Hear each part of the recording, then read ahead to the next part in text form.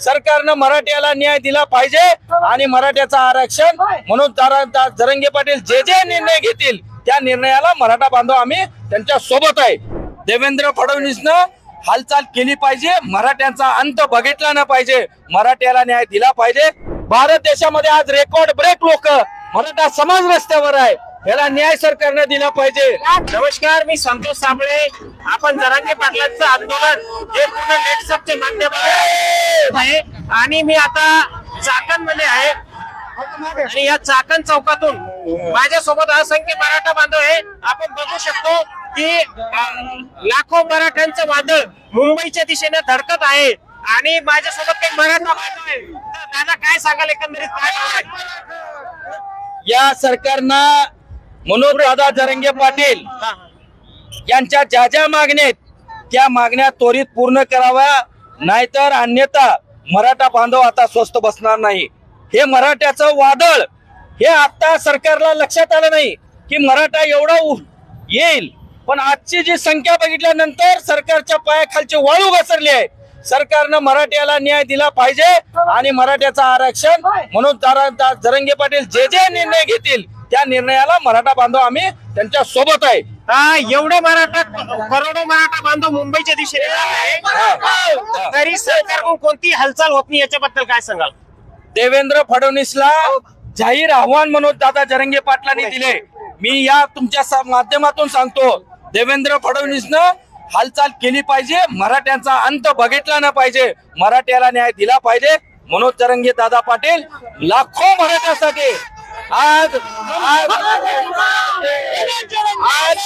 देशामध्ये एवढा मोठा आंदोलन, एवढे मोठे मराठे रस्त्यावर यायची पहिली गोष्ट आहे। भारत देशामध्ये आज रेकॉर्ड ब्रेक लोक मराठा समाज रस्त्यावर आहे, याला न्याय सरकारने दिला पाहिजे। दिला पाहिजे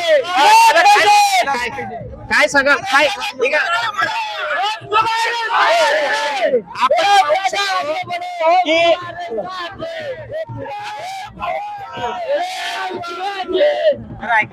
आपण पाहू शकतो की मराठा समाजाच्या डोळ्यात तीव्र आग आहे सरकारच्या बद्दल, तरी सरकार कोणतीही दखल घेतली नाही।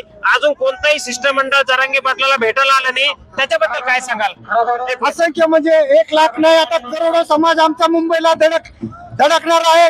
जरांगे पाटलांची तो पाप मुंबईला धडकणार आहे आणि यावेळेस माघार घेणार नाहीये। एक मराठा